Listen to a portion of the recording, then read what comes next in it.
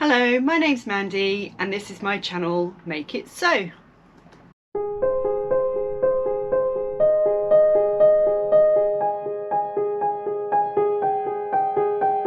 Hi, today I'm going to be talking about my trip down to the Knitting and Stitching show. I know it's quite a way now. It's now, what are we on, Tuesday the 24th of October, and I went down on the Friday the 6th of October. I went there for 2 days because I was meeting a friend on the Friday, and then on the Saturday my daughter wanted to join me, so I bought a 2-day ticket and to get down there so that my family could meet me that night. I got a coach quite early, so I was up at 4:15 Friday morning. I got my coach at 5:15 from just up the road, and I met my friend just after 7:30. So we met at Stratford and we got a tube into London, and she was the navigator because she's a bit more knowledgeable with all the lines, and we got to Ali Pali station and there was a lovely shuttle bus running which was really quick. It was free, just to get us up to the actual venue of Alexandra Palace in London.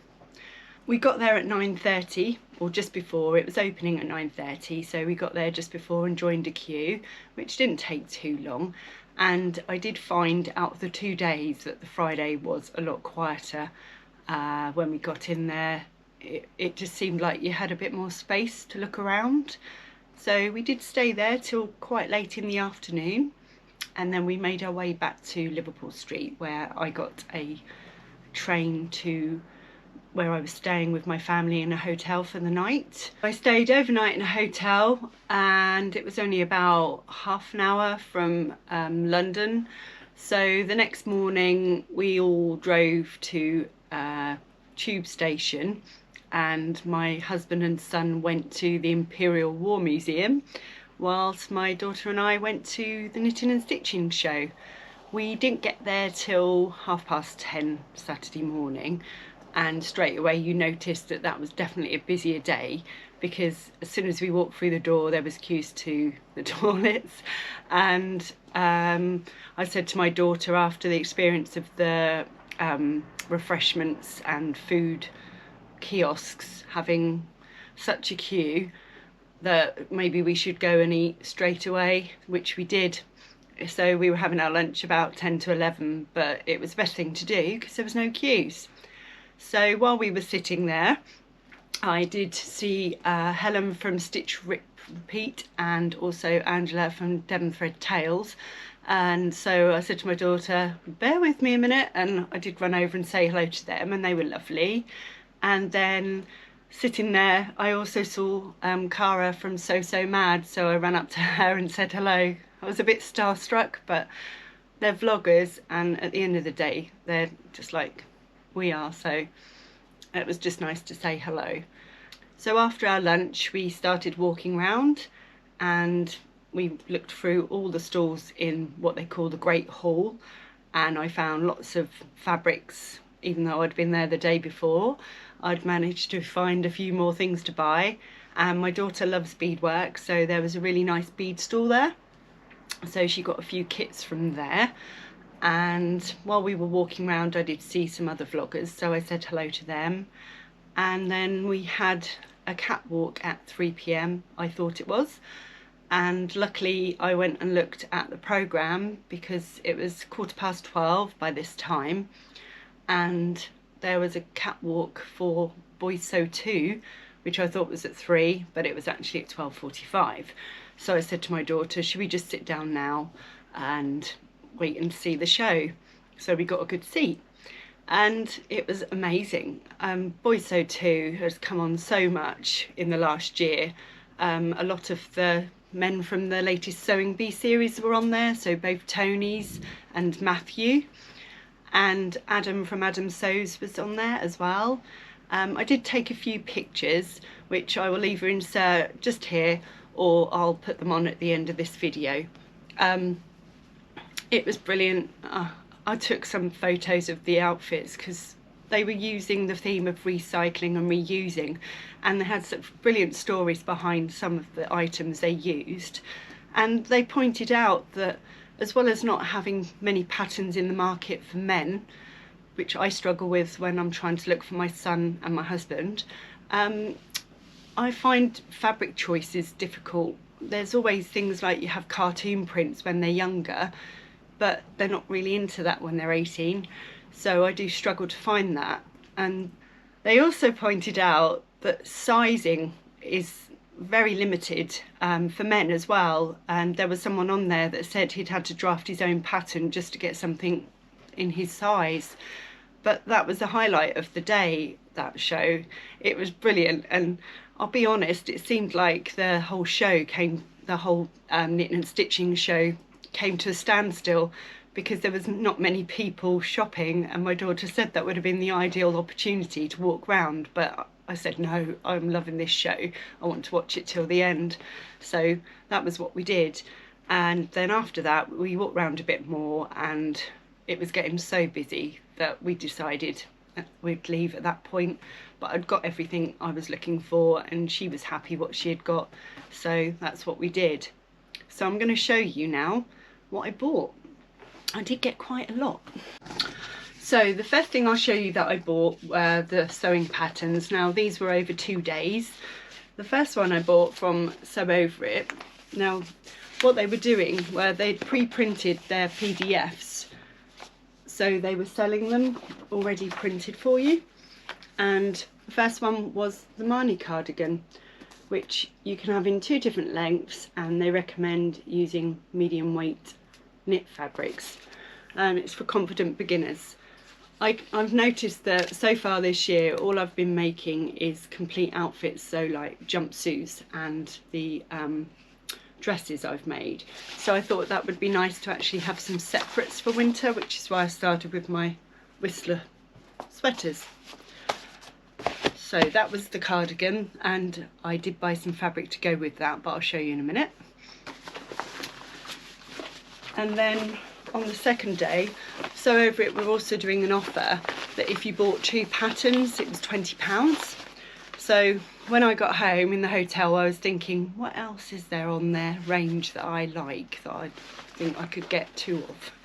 So one of them was a fairly new pattern, the Viola dress, which I did show what fabric I'd chosen to make for Christmas in my Pound Fabrics haul, in my Friday sews.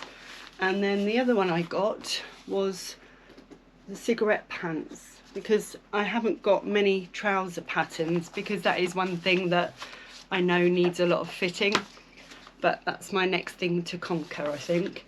And I did speak to the lovely Alma on the Sew Over It store. We follow each other on Instagram and we both love purple, and she did say this one just needs to take my time, so that's what I'm starting to try and do, slow down a bit, because I do tend to get in a frenzy and want to rush everything because I just want it made.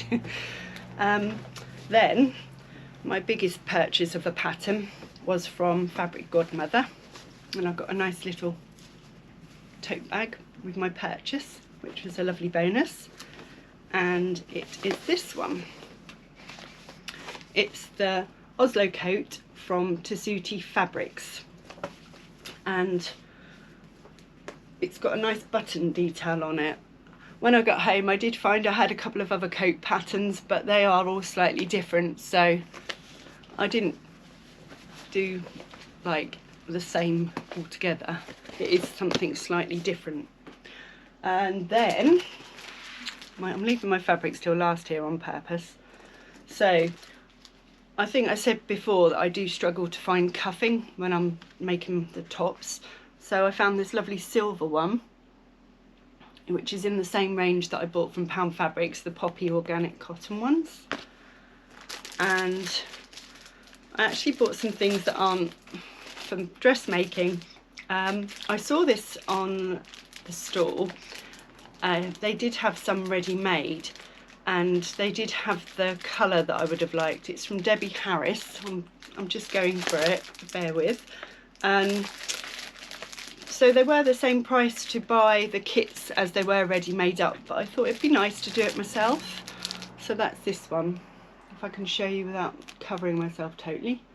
And it's a sewing machine pin cushion, and I don't know if you'll be able to see it in the packet. Let me see if I can show you just close up. You've got a little button for the end, which is like the hand wheel, and then you've got a little cute cotton reel as well.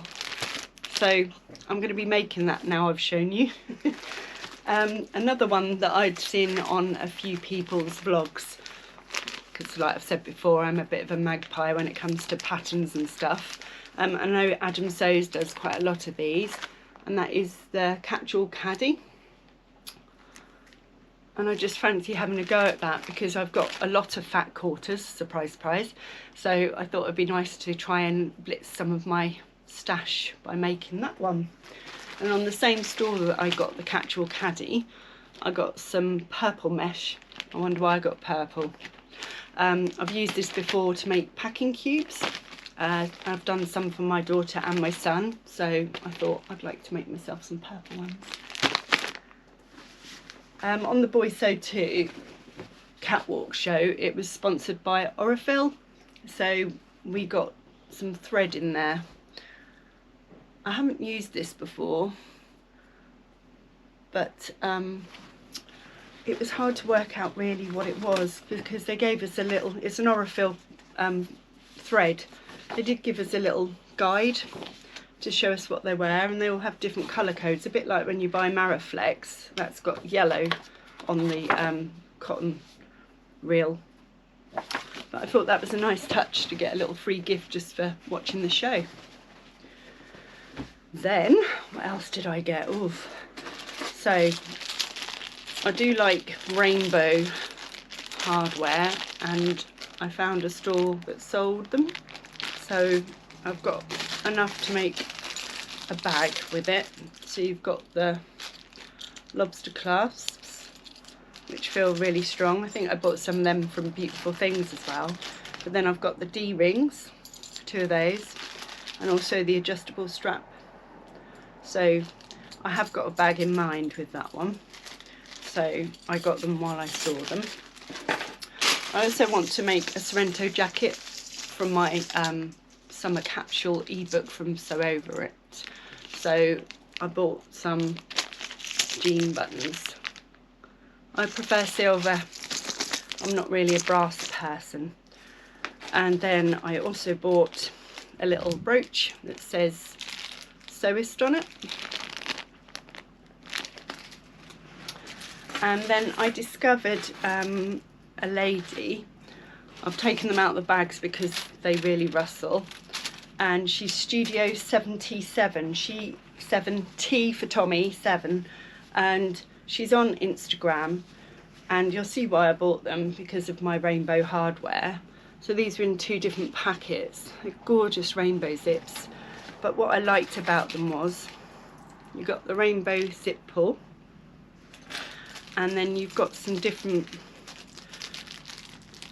you can choose, it's got a spool of thread as a little zip pull, and the other one is a gorgeous glittery flower. So I really like those. Right, onto the fabrics.